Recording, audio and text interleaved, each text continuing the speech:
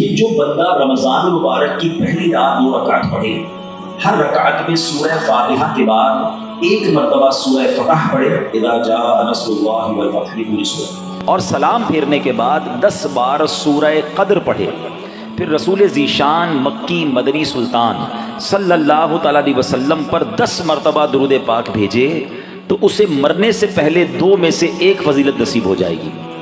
اور یہ جو 2 انعام ہے نا، جن دونوں میں سے کوئی ایک ملے گی، یہ دونوں ہی بڑے کمال کے ہیں۔ فرمایا یا تو اس بندے کو خواب میں اللہ تعالیٰ کا دیدار نصیب ہو جائے گا، ہائے ہائے، اور فرمایا دوسری کیا ہے، یا پھر دوسری فضیلت اس کو یہ ملے گی کہ وہ شب قدر کو حاصل کر لے گا۔ تو دونوں ہی سمجھ لے کمال کی فضیلتیں ہیں۔ تو رمضان کی پہلی رات انشاءاللہ یہ 2 رکعتیں پڑھنی ہے، میں ریپیٹ کر دیتا ہوں، ہر رکعت میں سورہ فاتحہ کے بعد ایک مرتبہ سورہ فتح، اذا جاء نصر اللہ والفتح، پوری صورت، اور جب پوری کر لے 2 رکعت تو 10 بار سورہ قدر، انا انزلناہ فی لیلۃ القدر، یہ پوری صورت، اور اس کے بعد 10 مرتبہ درود پاک پڑھنے ہیں۔ سبحان اللہ، ماہ رمضان تو کیا آتا ہے، بیڑا پار ہو جاتا ہے، گناہ گاروں کی بن آتی ہے۔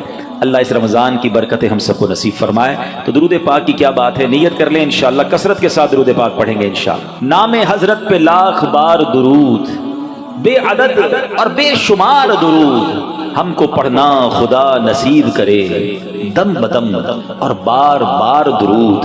کون جانے درود کی قیمت، کون جانے درود کی قیمت ہے، عجب در شاہوار درود، جو محب نبی ہے اے کافی، جو محب نبی ہے اے کافی، چاہیے اس کو بار بار درود۔ صلو علی الحبیب صلی اللہ تعالی علی محمد صلی اللہ علیہ وسلم۔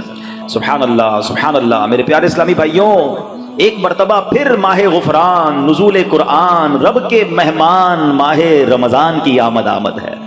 مبارک ہو، ماہ رمضان المبارک کا چاند نظر آ گیا ہے۔ یہ اعلان سنتے ہی انشاءاللہ عاشقان رمضان کے دل خوشی سے جھوم اٹھیں گے، چہروں پر تازگی آ جائے گی، مسجدوں کی رونق بڑھ جائے گی، تراویح کا سلسلہ، فرض نمازیں، کوئی نوافل کی کثرت کر رہا ہوگا، کوئی تلاوت قرآن کا فیض اٹھا رہا ہوگا، سحر و افطار کی رونقیں ہوں گی۔ سبحان اللہ۔ کیا آپ جانتے ہیں رمضان مبارک کتنا عظیم مہینہ ہے؟ جی ہاں، وہ مہینہ تشریف لا رہا ہے جسے حدیث پاک میں سید الشہور یعنی تمام مہینوں کا سردار کہا گیا۔ وہ مبارک مہینہ آ رہا ہے کہ اس کی پہلی رات سے آسمانوں کے دروازے کھول دیے جائیں گے، پھر آخری رات تک، لاسٹ نائٹ تک وہ دروازے بند نہیں ہوں گے۔ تو اس مہینے میں ایک سجدہ کرے، اس کے لیے 1500 نیکیاں لکھی جاتی ہیں، اور جنت میں سرخ یاقوت کا گھر بنایا جاتا ہے۔ اللہ اکبر، سمجھ آ رہی ہے بات؟ ایک سجدے پر 1500 نیکیاں، اور ایک ہی سجدے پر سرخ یاقوت کا جنت میں گھر۔ اب سوچیں جو نفل پڑھتے ہیں، جو پوری تراویح پڑھتے ہیں، ہر سجدے پر کیا کچھ حاصل کر رہے ہیں، انہیں سوچنا چاہیے جو تراویح میں سستی کر جاتے ہیں، نوافل میں سستی کرتے ہیں۔ دل پر چوٹ کرنے کے لیے ایک جملہ کہہ دیتا ہوں، باقی پھر آگے چلتے ہیں، کہ اگر یہ کہہ دیا جائے کہ ماہ رمضان میں جو جتنے سجدے کرے گا اسے اتنے 1000 روپے ملیں گے، پھر بتائیں کتنے سجدے کریں گے؟ اچھا جناب، جو ماہ رمضان میں پوری تراویح پڑھے گا اسے جناب کورنگی کی ایک بڑی سوسائٹی میں ایک پلاٹ دیا جائے گا، 20 رکعت پوری پڑھے، بندہ کہ 20 کے بعد کہیں گے کچھ اور بھی پڑھ لیتا ہوں، ایک پورا پلاٹ مل جائے گا ہر سجدے پر۔ کراچی میں نہیں، پاکستان کے پوش ایریا میں نہیں، جنت میں سرخ یاقوت کا گھر دیا جا رہا ہے۔ تو کتنے سجدے کرنے چاہیے رمضان میں؟ وارے نیارے ہو گئے نا، اتنا آسان۔ سبحان اللہ۔ اور سنو، وہ مہینہ آ رہا ہے کہ جو ماہ رمضان کا پہلا روزہ رکھتا ہے اس کے پچھلے گناہ معاف کر دیے جاتے ہیں۔ صبح سے شام تک 70,000 فرشتے اس کے لیے دعائیں مغفرت کرتے ہیں۔ آج دنیا میں پتہ ہے ہم کسی بڑی بزرگ شخصیت کو ڈھونڈ رہے ہوتے ہیں، کسی عالم دین سے پیار ہوتا ہے، کسی پیر صاحب سے محبت ہوتی ہے، بندہ کہتا ہے جا کے یار ان سے دعا کروا لوں، میرا کام ہو جائے گا۔ اللہ کے فرشتے، اور وہ بھی کتنے، 70,000 صبح سے شام تک روزہ دار کے لیے دعائیں کر رہے ہیں۔ سبحان اللہ، جس میں نفل کا ثواب فرض کے برابر، فرض کا ثواب 70 گنا بڑھا دیا جائے گا۔ رمضان مبارک کی جب پہلی رات آتی ہے، اللہ پاک اس امت کی طرف نظر رحمت فرماتا ہے، اور جس پر اللہ نظر رحمت فرمائے اسے کبھی عذاب نہ دے گا۔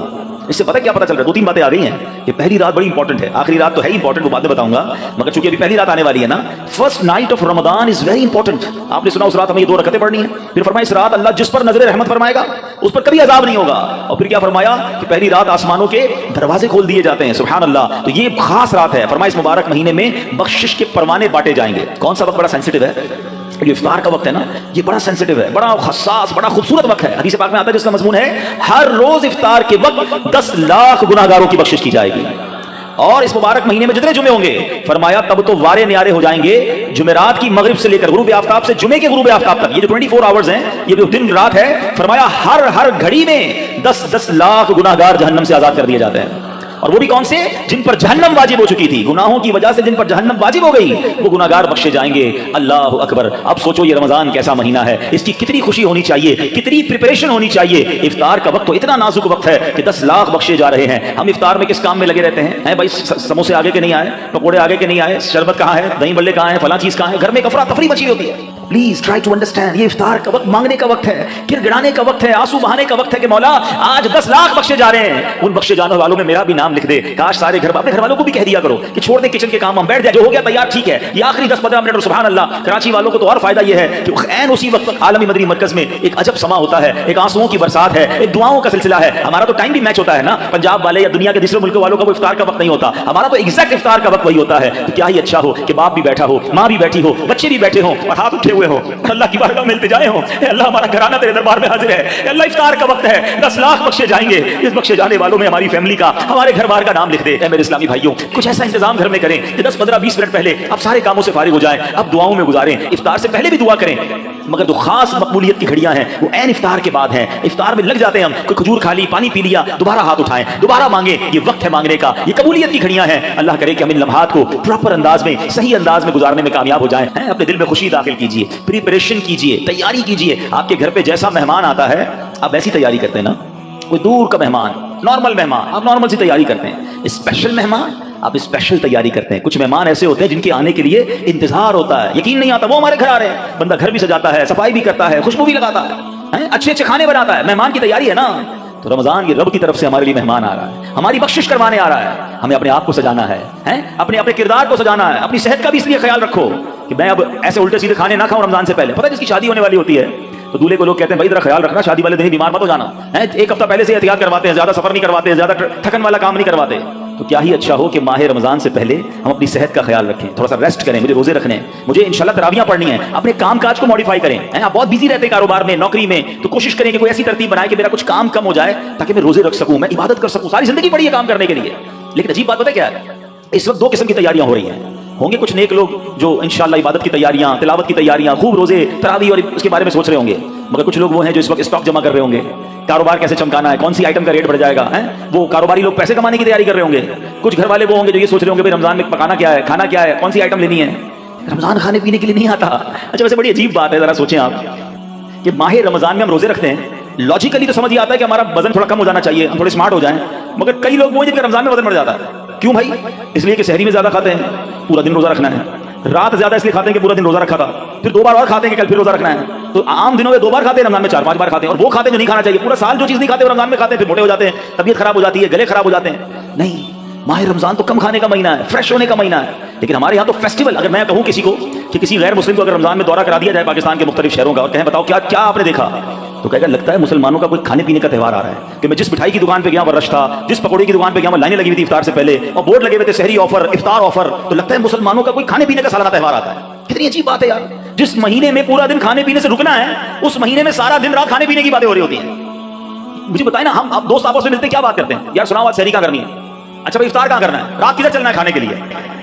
ارے بھائی یہ بات کون کرے گا؟ تراویح کدھر پڑھنی ہے آج، تلاوت کدھر کرنی ہے، تہجد کہاں پڑھنی ہے، علم دین کی محفل کدھر سجی ہوئی ہے، ذکر و اذکار پہ آج بیٹھ کے کدھر کرنا ہے، آج مل کے اللہ کی بارگاہ میں گر گڑا کر دعائیں کہاں کرنی ہے، یہ گفتگو کیوں نہیں ہوتی؟ ماہ رمضان تو نیکیوں کا اجر بڑھا دیا گیا، مگر دماغ میں ایک ہی بات گھوم رہی ہوتی ہے کہ دوسری آج کل کھیل کود شروع ہو گیا رمضان میں۔ ایسا نہ کریں، ماہ رمضان کے کیسے کیسے فضائل ہیں ذرا سنیے گا۔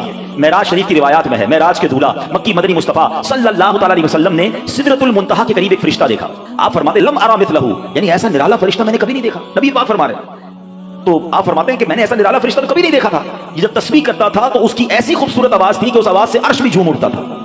میں نے جبریل سے پوچھا ایو خلقی ھذا، اے جبریل یہ کون سی مخلوق ہے؟ عرض کی حضور یہ ایک فرشتہ ہے جو حضرت آدم علیہ السلام سے 2000 سال پہلے پیدا کیا گیا تھا۔ میں نے پوچھا اس سے پہلے یہ کہاں تھا؟ عرض کیا اللہ پاک نے عرش کے نیچے جنت میں ایک جگہ بنائی ہے، یہ وہیں ہوتا ہے۔ حضور آج آپ کے دیدار کے لیے حاضر ہوا ہے۔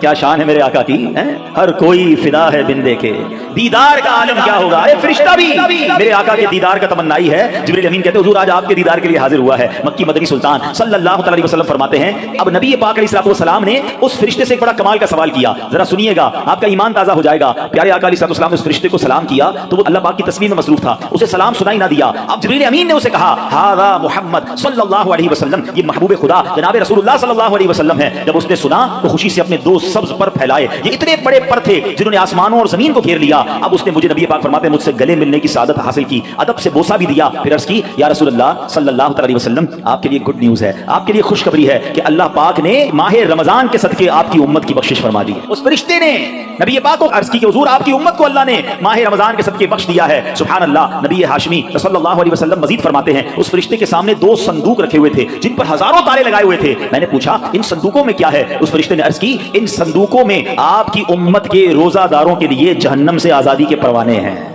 آئے ہائے، ہماری مغفرت کا انتظام پہلے ہی رب نے فرما دیا ہے۔ کاش ہم ماہ رمضان کے قدردار بن جائیں۔ اے گناہگاروں، تمہاری سمجھ لو بات بن آئی ہے، عاصیوں کی مغفرت کا لے کر آیا ہے پیام۔ جھوم جاؤ مجرموں، رمضان ماہ غفران ہے۔ بھائیوں بہنوں، کرو سب نیکیوں پر نیکیاں، پڑ گئے دوزخ پہ تالے، قید میں شیطان ہے۔ اللہ اکبر۔ تو اے میرے پیارے اسلامی بھائیوں، یہ اس قدر مبارک مہینہ ہے کہ اللہ کریم اس مہینے میں رحمتوں اور برکتوں کے دروازے کھول دیتا ہے۔ اس مہینے میں مغفرتوں کے انتظام ہو گئے ہیں۔ اللہ کرے کہ ہم ماہ رمضان کی قدر کرنے والے بن جائیں۔ رب عز و جل قرآن مجید میں اس ماہ مبارک کے بارے میں فرماتا ہے۔ ماہ رمضان کی اب اہمیت کا اندازہ اس بات سے بھی لگائیں کہ پورے قرآن میں صرف ایک ہی مہینے کا ذکر ہے، اور وہ مہینہ کون سا ہے؟ وہ مہینہ ماہ رمضان ہے۔ اللہ قرآن میں فرماتا ہے بسم اللہ الرحمن الرحیم شہر رمضان الذی انزل فیہ القرآن ھدی للناس وبینات من الھدی والفرقان فمن شہد منکم الشہر فلیصم۔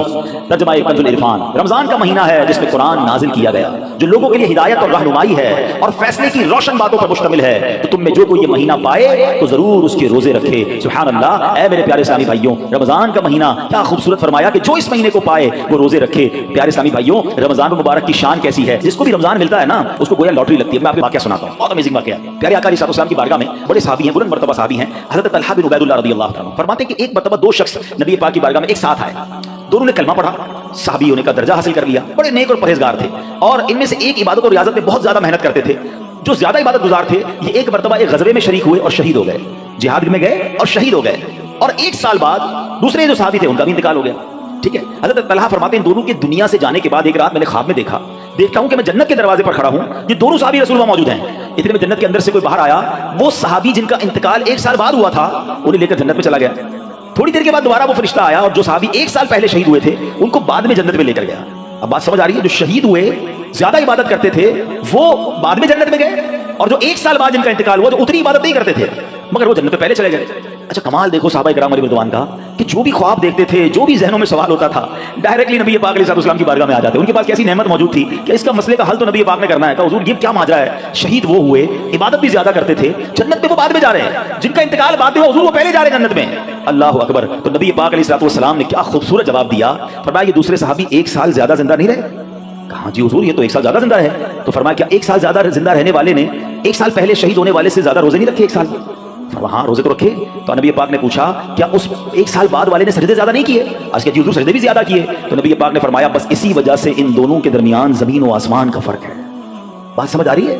مومن اور نیک آدمی کی لمبی عمر یہ اس کے لیے بہت بڑی سمجھ لو فائدہ ہے کہ وہ جتنا جیتا ہے اتنے سجدے زیادہ کرتا ہے، اتنے رمضان اسے ملتے ہیں۔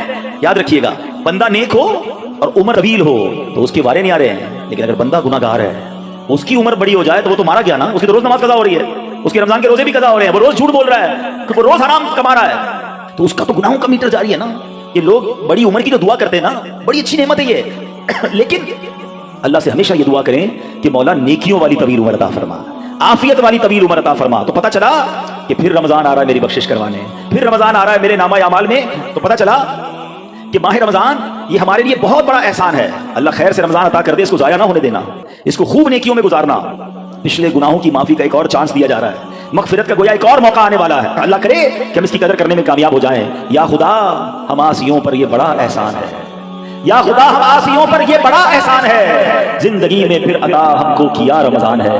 یا الہی تو مدینے میں کبھی رمضان دکھا، یا الہی تو مدینے میں کبھی رمضان دکھا، مدتوں سے دل میں یہ عطار کے ارمان ہے۔ تو اے میرے پیارے اسلامی بھائیوں، کاش ماہ رمضان کی ہم قدر کرنے میں کامیاب ہو جائیں۔ آپ کو معلوم ہے ماہ رمضان آتا تھا نا تو میرے آقا اس کا بھرپور استقبال فرماتے تھے۔ دیکھیے ہمیں اگر اپنی آنے والی نسلوں تک یہ بات باقی رکھنی ہے کہ رمضان کی اہمیت رہے، ہمارے بچوں کو پتہ چلے، انہیں سارا سال انتظار رہے، تو ہمیں بھی ماہ رمضان کو سیلیبریٹ کرنا چاہیے۔ نبی پاک کیا کرتے؟ میرے آقا جب چاند نظر آتا نا سبحان اللہ، تو پیارے آقا علیہ السلام किबले की तरफ रुक करके यूं दुआ मांगते। जरा दुआ देखिएगा कौन सी है। आका की दुआ क्या होती? अल्लाहुम्मा अहिल्लहु अलैना बिल अमनि वल अमाना वस्सलामति वल आफियतिल मुजल्लिलति व दिफाइल अस्काम वल औनि अला सलाति वस सियामि वल क़ियामि व तिलावतिल कुरान अल्लाहुम्मा सल्लिमना लि रमज़ान व सल्लिमहु मिन्ना हत्ता यनक़दिय व क़द गफ़रत लना व रहिमतना व अफ़ौत अन्ना। ऐ अल्लाह, इस चांद को हम पर अमन व अमान, सलामती, मुकम्मल आफियत और बीमारियों से हिफाजत का जरिया बना, और नमाज, रोजे, इबादत और तिलावत कुरान पर मदद का सबब बना। ऐ रब्बे करीम, हमें रमजान की वजह से सलामती अता फरमा, यानी इसे हमारे लिए सलामती वाला बना और इसे हमसे सलामती अता फरमा, यहाँ तक कि जब ये रुखसत हो तो तेरी मग़फ़िरत व रहमत और अफ़्व दरगुज़र हमारा यकीनी मुक़द्दर बन चुका हो। सुभान अल्लाह। तो पता चला रमजान मुबारक की आमद पर खुशखबरियां देना, लोगों को मुबारकबाद देना, ये अच्छा काम है। इंशाअल्लाह अगर हम रमजान की आमद की खुशी बनाएंगे, अल्लाह की रहमत जोश में आए और काश हम जन्नत के हकदार बन जाएं। मगर एक एहतियात इसमें करनी है। जब भी रमजान आता है ना, तो एक बड़ा अजीब सा मैसेज वायरल होता है। क्या वायरल होता है? हदीस पाक में है कि जिसने सबसे पहले आमद रमजान की मुबारक दी, उसके लिए जन्नत वाजिब हो जाती है। ऐसी कोई हदीस हमारे आका मक्की मदनी मुस्तफ़ा सल्लल्लाहु अलैहि वसल्लम से साबित नहीं है, ना ही रमजान के बारे में, ना ही किसी मुबारक महीने के बारे में। ऐसे झूठे मैसेजेस को आगे बढ़ाना नहीं चाहिए। जो भी आपको मैसेज भेजे उसको मोहब्बत के साथ समझाएं कि ऐसी कोई हदीस नहीं है। हदीस पाक जरा गौर से सुन लें। जो हर मैसेज आगे फॉरवर्ड कर देते हैं ना, पहले चेक तो करें हदीस है भी कि नहीं। हम कहीं झूठी हदीस या झूठी बात फैलाने का सबब तो नहीं बन रहे। हदीस पाक सुनिएगा, मन कज़बा अलैया मुतअम्मिदन फलियतबव्वा मक़अदहु मिनन नार। आका फरमाते, जिसने मुझ पर जानबूझकर झूठ बांधा, मसलन नबी पाक अलैहिस्सलाम ने कोई बात फरमाई नहीं थी और कह दिया कि प्यारे आका अलैहिस्सलाम की हदीस है, तो ऐसा बंदा अपना ठिकाना जहन्नम में बना ले। तो बिल्कुल भी और लोग, अच्छा ये तो अजीब है ना, यही बैठे अल्लाह कुरान में ये फरमाता है भाई, कुरान में आया है, किधर आया है भाई, इसको भी नहीं पता है। हदीस में ये बात आई है भाई, कौन सी हदीस, किस किताब है, पता कुछ नहीं है, अपनी तरफ से बोली जा रहे हैं। भाई किसने कहा है आपको? कुरान में आया है, हदीस में आया है, आपको जो पता नहीं है, आपको याद नहीं। इतना सख्त मामला है, नबी पाक की तरफ झूठ बांधना है। और आका ने क्या फरमाया? अपना ठिकाना जहन्नम बनाया। तो आप कहते हैं मैंने कहीं पढ़ा है, हो सकता है मैंने कहीं सुना है। कुरान और हदीस की बात करते हो लर्जा जाना चाहिए। एक जबर देर पेश का फर्क नहीं कर सकते कुरान में। अल्लाह ने कुरान में ये फरमाया, तुमको नहीं पता कुरान में ये है, बहस करेंगे, कुरान को बीच में ले आएंगे। ये हमारी खवातीन भी बहुत करती हैं। तो मेहरबानी करके इसे तौबा करें और इन मामलात में जब तक आपके सामने, आप देखिए आज करोड़ों लोगों की तकदीरें बदलने वाले, लाखों हजारों हाफिज और आलिम बनाने वाली शख्सियत अमीर अहले सुन्नत, ना जाने कितनी हजारों उनको हदीसें याद होगी, कितनी रिवायतें और आयतें याद हैं। मगर आज भी आप मदनी मुज़ाकरे में देखें, ये क्यों? ये हमारी तरबियत के लिए कि वो पहले कुरान की आयत पढ़नी है तो लिखा हुआ सामने लाते हैं, हदीस पढ़नी है तो पूरा पढ़ के सुनाते हैं, ताकि एग्जैक्टली वही लफ्ज लोगों के सामने जाए जो नबी पाक के दहर मुबारक से निकला है। हमारी आपकी जरूरत नहीं होनी चाहिए कि हदीस में अपनी तरफ से हाशिए लगाएं, अपनी तरफ से माद अल्लाह कुरान पाक के बारे में। बाज़ औक़ात तो ये बात ईमानियात पर आ जाएगी अगर अपनी तरफ से कोई बात एडिशन कर रहा है, तो बड़े एहतियात की हाजत है। अलबत्ता माह रमजान एक और खूबसूरत आयत सुनिएगा। इसमें कुरान पाक ने जो हम पर रमजान के रोजे फर्ज किए गए ना, उसका रीजन बयान किया। यानी हमारी शरीयत सबसे चाहती क्या है? रोजे तो हम बरसों से रख रहे हैं, बचपन से रोजे रख रहे हैं, कई ऐसे यहाँ ऐसे होंगे, लेकिन उस रोजे से हमें हासिल क्या करना है? कुरान क्या फरमाता है? सुनो, अल्लाह कुरान में फरमाता है, या अय्युहल्लज़ीना आमनू कुतिबा अलैकुमुस्सियामु कमा कुतिबा अलल्लज़ीना मिन क़ब्लिकुम। ऐ ईमान वालों, तुम पर रोजे फर्ज किए गए जैसे तुमसे पहले लोगों पर फर्ज किए गए थे। मगर आगे रीजन बताया गया क्यों किए गए, लअल्लकुम तत्तकून। कुरान कहता है ताकि तुम परहेजगार बन जाओ। आज समझ ले, मैं इस मौजू को थोड़ा और मजीद डिफाइन करूंगा कि रोजे फर्ज होने की वजह कुरान ने क्या बयान की, लअल्लकुम तत्तकून, ताकि तुम परहेजगारी इख्तियार करो, तुम परहेजगार बन जाओ। इस आयत करीमा में जो रोजे की आला तरीन हिकमत और बहुत बड़ा फायदा बयान किया गया, एक्चुअली उसमें छुपा हुआ है लअल्लकुम तत्तकून, ताकि तुम परहेजगार बन जाओ। ऐ मेरे प्यारे इस्लामी भाइयों, पता चला कि मुबारक महीना है जिसमें हमें तकवा हासिल करना है। आपने उलमा किराम का बयान सुना होगा, बाज़ उलमा कहते हैं अल्हम्दुलिल्लाहि रब्बिल आलमीन वल आकिबतु लिल मुत्तकीन। इसका माना पता है? हाय हाय, यकीन करें कभी कभी खुतबा ही हिला देता है। ये जुमला अगर समझ आ जाए ना कि तमाम तारीफें उस रब के लिए हैं जो आलमीन का रब है, वल आकिबतु लिल मुत्तकीन, जो आखिरत है ना, जो बाद वाली जिंदगी है, वो है ही मुत्तकीन के लिए। तो हम किधर जाएंगे? अगर हम मुत्तकियों में नहीं है तो फिर हमारा क्या बनेगा? अब जरा गौर कीजिए, तकवा ये बड़ी कमाल की नेमत है, आसान नहीं है। मगर सुभान अल्लाह, रमजान का रोजा जो है वो हमें मुत्तकी बनाने आया है। कुरान कहता भी यही है, लअल्लकुम तत्तकून, ताकि तुम परहेजगार बन जाओ, मुत्तकी बन जाओ। सुभान अल्लाह, तकवा कितनी बड़ी दौलत है। हजरत अबू सईद खुदरी रज़ियल्लाहु तआला से रिवायत है, रसूल अकरम नूर मुजस्सम शफीए मुअज़्ज़म सल्लल्लाहु अलैहि वसल्लम ने एक सहाबी को नसीहत करते हुए फरमाया, अलैका बितक़वल्लाहि फ़इन्नहु जिमाउ कुल्लि खैर। तुम पर तकवा लाजिम है कि बेशक तकवा तमाम भलाइयों का मजमुआ है। तमाम भलाइयों का कॉम्बिनेशन क्या है? वो तकवा है। हुज्जतुल इस्लाम इमाम मोहम्मद गज़ाली फरमाते हैं, ए अजीज, तुझे जानना चाहिए कि तकवा एक नायाब खजाना है। अगर तुम उस खजाने को हासिल करने में कामयाब हो गए तो तुम बहुत बड़ी कामयाबी हासिल कर लोगे। यूं समझो कि दुनिया और आखिरत की तमाम भलाइयां तकवा में जमा कर दी गई हैं। और वो तकवा कैसे मिलेगा? वो रोजे से मिलता है। अगर बंदा सही मानों में रोजा रख ले तो इंशाअल्लाह वो तकवा इख्तियार कर लेगा। तो ऐ मेरे प्यारे इस्लामी भाइयों, अब जरा गौर कीजिए, एक्चुअली रमजान को नई जिंदगी पाने का महीना करार दिया गया। ये बड़ी कमाल की बात सुनिएगा। शायद आपको हैरानी होगी कि सूफिया किराम के मुताबिक इंसान 2 मरतबा पैदा होता है। हर इंसान, सूफिया किराम कहते हैं, 2 मरतबा पैदा होता है। पहली विलादत तो वो मशहूर है जब हम दुनिया में आए, कोई 30 साल पहले आया, कोई 40 साल, डेट ऑफ बर्थडे बनाते हैं ना, वो तो पहली विलादत है। पर दूसरी विलादत वो होती है कि जब बंदा दिल की पाकीज़गी हासिल कर लेता है, جب بندہ باطنی بیماریوں سے، حرص، لالچ، ہوس، دنیا کی محبت، تکبر، خود پسندی سے اپنے آپ کو پاک کر لیتا ہے، یہ اس کی دوسری ولادت ہوتی ہے. یعنی زندگی میں ایک موقع ملتا ہے بدلنے کا، ٹرن اراؤنڈ ہونے کا، اپنے آپ کو سدھارنے کا، سچی توبہ کرنے کا. ایک بار پھر رمضان آ رہا ہے، آؤ دوبارہ جی لیتے ہیں، آؤ دوبارہ بدل جاتے ہیں، آؤ اپنے رب سے دوستی کر لیتے ہیں. جو زندگی گزری ہمیں سب کو معلوم ہے کیسی گزری، کیوں نہ یہ رمضان اپنے آپ کو بدلنے کا مہینہ بنا دیں. اللہ نے پھر موقع دے دیا ہے. اے میرے پیارے اسلامی بھائیو، اس بات کو اس طرح سمجھیے، ایک بزرگ بڑی عمر کے تھے، ان کی عمر 60 یا 70 سال تھی، بال بھی سفید تھے. کسی نے کہا حضور آپ کی عمر کتنی ہے؟ کہتے 4 سال. حضور کیوں مذاق کر رہے ہیں، اتنی بڑی عمر ہے آپ کے تو اپنے پوتے پوتیاں ہوں گی، آپ کہہ رہے ہیں 4 سال عمر ہے. کہتے ہیں بات یہ ہے کہ عمر تو بہت زیادہ ہے، بس توبہ کیے ہوئے 4 سال ہی ہوئے ہیں، اللہ سے دوستی کیے ہوئے 4 ہی سال ہوئے ہیں، باقی زندگی تو کھیلوں میں، گناہوں میں گزار دی ہے. اب آپ سنبھالیں تو کام اپنے سنور جائے، ہم نے تو کمائی سب کھیلوں میں گوائی ہے. پتہ نہیں ہم کب بدلیں گے، کب وہ زندگی پھر حاصل کریں گے، ورنہ زندگی کیسے گزر رہی ہے. ہم میں سے بہت سارے اچھی طرح جانتے ہیں کہ صبح ہوتی ہے، شام ہوتی ہے، زندگی یوں ہی تمام ہوتی ہے. کبھی کبھی تو ڈر لگتا ہے یار کہ زندگی بڑھ رہی ہے، ہمارے گناہ بڑھ رہے ہیں، نیکیاں بڑھ رہی ہیں. کبھی سوچے تو صحیح، کوئی بیلنس شیٹ تو بناؤ کہ ہر گزرنے والا دن ہم اپنی موت کے قریب ہو رہے ہیں. یہ جو برتھ ڈے پر خوشی مناتے ہیں ان کو سوچنا چاہیے.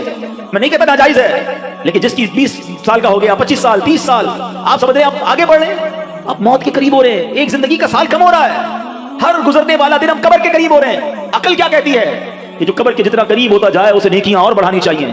مگر ہمارا تو ماجرا ہی الگ ہے. اعلیٰ حضرت کہتے ہیں نا، نفس یہ کیا ظلم ہے جب دیکھو تازہ جرم ہے. نفس یہ کیا ظلم ہے جب دیکھو تازہ جرم ہے. نہ تو ماں کے سر پہ اتنا بوجھ بھاری، واہ واہ، روز جرم، روز گناہ، روز خطائیں، ہمارا بنے گا کیا؟ تو کتنی کمال کی بات بزرگ نے کہی کہ میری عمر تو 4 سال ہے، کیونکہ اس سے پہلے والی زندگی تو میں شمار ہی نہیں کرتا ہوں. توبہ کی ہے، نمازیں شروع کر دی ہیں، اللہ کو راضی کرنے والے کام شروع کیے، یہی میری اصل زندگی ہے.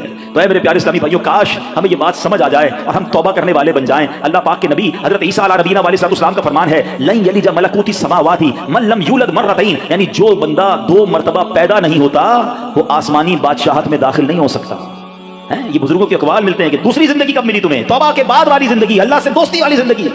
اے شراب پینے والوں، اے نمازیں قضا کرنے والوں، اے حرام کام کرنے والوں، اے چھپ چھپ کر گناہ کرنے والوں، اے چوری کرنے والوں، اے ڈاکہ ڈالنے والوں، اے ماں باپ کو ستانے والوں، کب تک گناہ کرو گے؟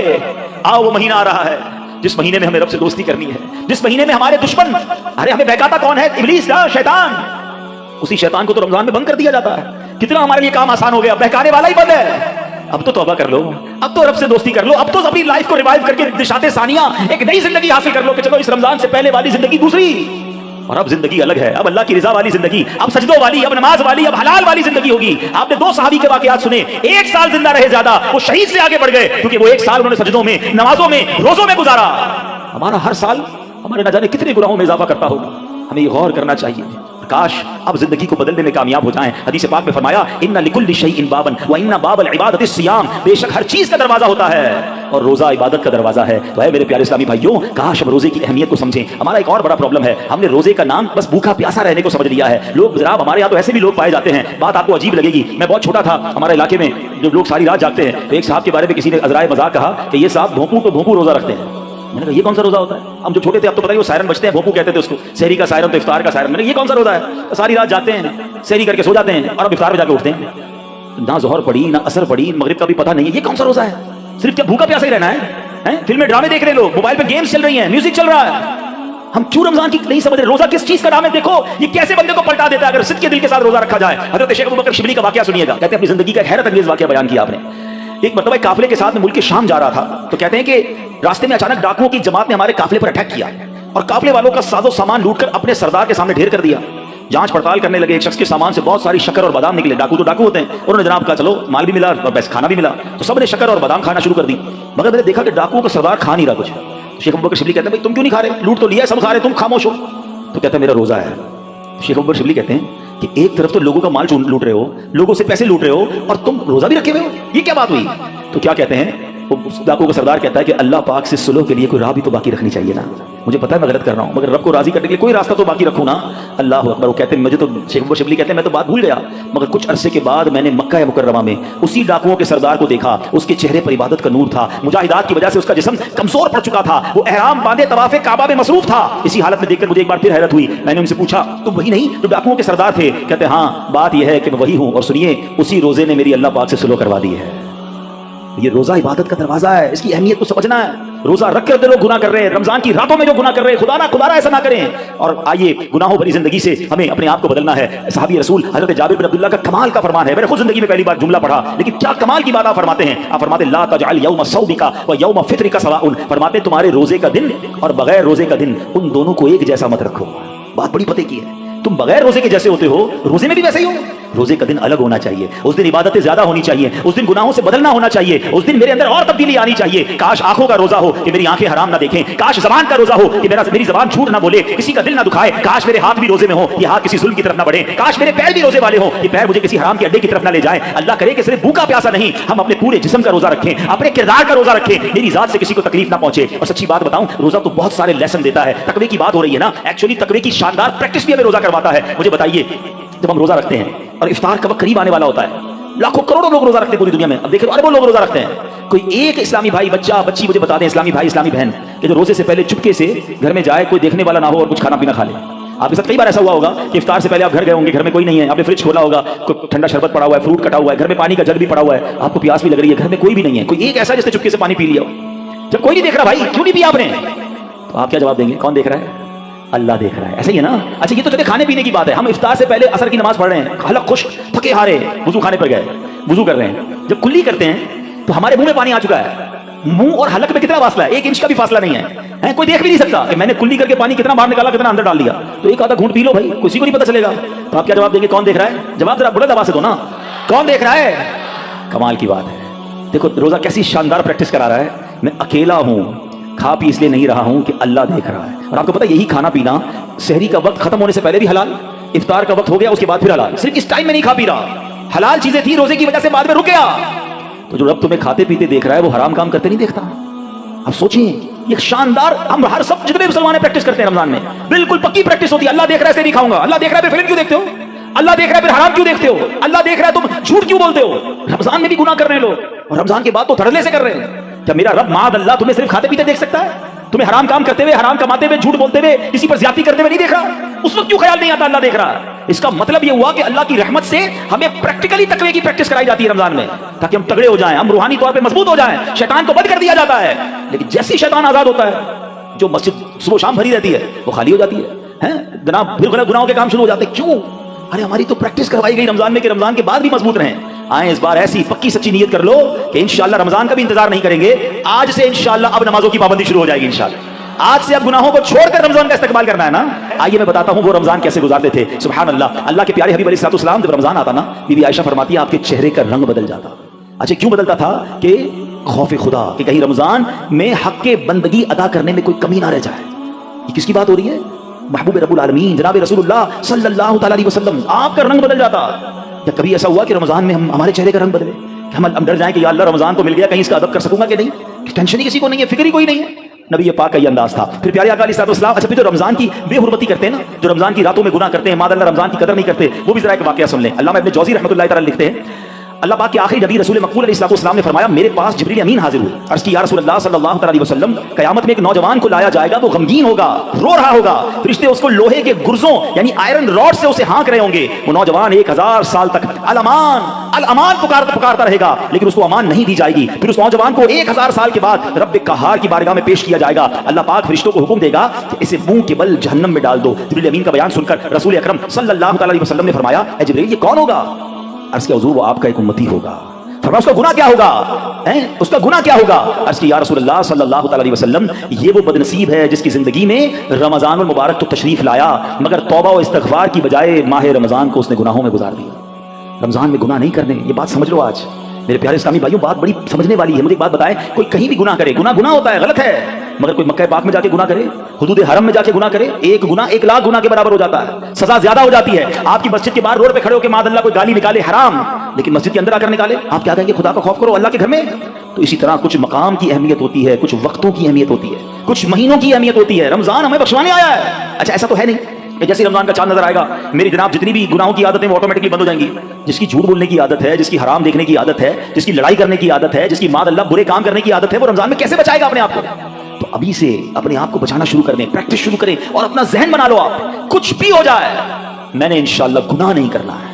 रमजान में अपने आप को गुनाहों से बचाना है। मेरा मोबाइल अगर गुनाहों की तरफ ले जाता है, मुझे मोबाइल नहीं चाहिए, मैं भले वो छोटा वाला मोबाइल ले लूं, या कम से कम ये पेजेस और ये बहुत सारे जो सॉफ्टवेयर अपने मोबाइल से निकाल दूं, क्योंकि कहीं मेरा मोबाइल ही मुझे गुनाह ना करवा दे। मुझे नहीं खोलना टीवी, अगर मेरे हाथ से रिमोट हाथ में आता है मैं कुछ गलत चीज देखता हूं। मदनी चैनल देखें, सुभान अल्लाह। हर उस दोस्ती से, हर उस कंपनी से, हर उस सोबत से मुझे बचना है कि जहां बैठता हूं तो गीबतें होती हैं, जहां बैठता हूं तो जनाब गुनाह होते हैं। मुझे नहीं जाना भाई, एक गुनाह और एक साल के अमाल बर्बाद। पता चला लोग रमजान में नेकियां करके बख्शिश पा रहे हो और मैं अपनी बुरी आदतों की वजह से मार खाऊं। ये बहुत सख्त अज़ाब है। देखिए, आपने सुना ना कि 1000 साल तक वो अलमान अलमान पुकारता रहेगा, मगर उससे उसकी पुकार नहीं सुनी जाएगी। धारा ये महीने में कदर करनी है। ये महीना मेरी और आपकी बख्शिश के लिए आया है। ये हमारे अमाल नामे को बहुत ज्यादा इंशाअल्लाह इंप्रूव करने के लिए आया है। अल्लाह करे कि हम इस महीने के बारे में सोचें। एक और अंदाज मेरे आका का क्या था, बीबी आयशा सिद्दीका रज़ियल्लाहु तआला अन्हा फरमाती हैं, जब रमजान का महीना तशरीफ लाता तो प्यारे आका अलैहिस्सलाम इबादत पर कमर बांध लिया करते हैं। नबी पाक इबादत तो वैसे भी बड़ी फरमाया करते थे, मगर रमजान में स्पेशल मेरे आका अलैहिस्सलाम और ज्यादा इबादत करते, नवाफिल बढ़ा देते, जिक्र अस्कार बढ़ा देते, दुआएं बढ़ा देते।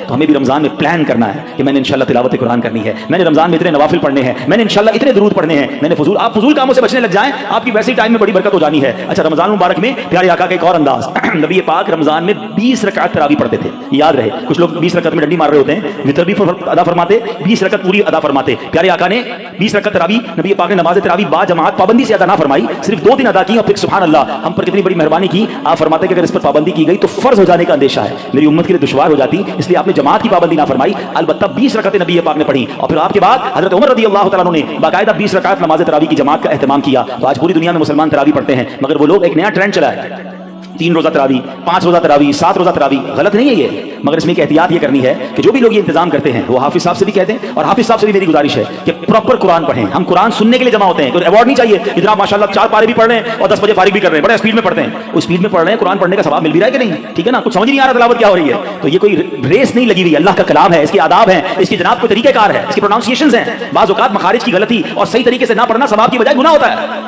तो पढ़ने वाले भी एहतियात करें और ऐसी जगह ही जाकर पढ़ें कि जहां सही मानों में सही तलफ़्फ़ुज़ के साथ तिलावत होती हो। लेकिन अगर कोई 3 रोजा, 5 रोजा, 7 रोजा तरावी पढ़ता है, ठीक है, अगर सही तिलावत हुई और आपकी नमाज हो गई, ओके, आशिकाने रसूल के साथ आपने पढ़ी, माशाअल्लाह। लेकिन इसका मतलब ये नहीं कि आपने 3 रोजा खत्म कुरान कर लिया, 5 रोजा खत्म कुरान कर लिया, पूरा महीना छुट्टी हो गई। चांद रात तक, जब तक चांद नजर नहीं आता उससे पहले आपने रोजाना तरावी पढ़नी है। सुन्नत मुअक्कदा है। कुछ लोग समझते तरावी नहीं पढ़ी तो कोई गुनाह नहीं है, नहीं, तरावी सुन्नत मुअक्कदा है। सैयदी आला हज़रत फरमाते हैं सुन्नत मुअक्कदा के तर्क की आदत बना लेना गुनाह है।